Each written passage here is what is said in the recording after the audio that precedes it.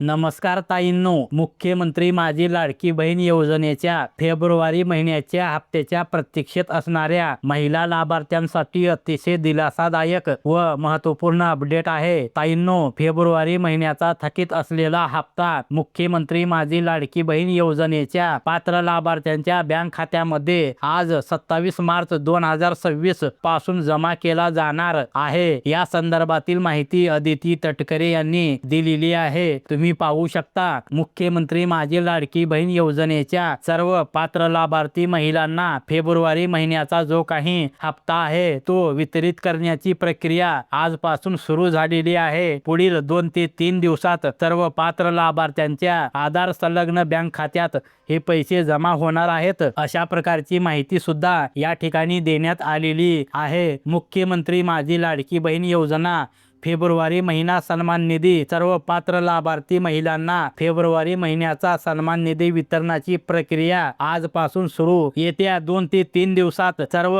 पात्र लाभार्थ्यांच्या आधार संलग्न बँक खात्यात सन्मान निधी जमा होणार, अशा प्रकारची माहिती राज्याच्या महिला व बाल विकास विभागाच्या मंत्री अदिती तटकरे यांनी दिलेली आहे. ही महत्त्वपूर्ण माहिती जास्तीत जास्त लाडक्या बहिणींना नक्की शेअर करा. धन्यवाद.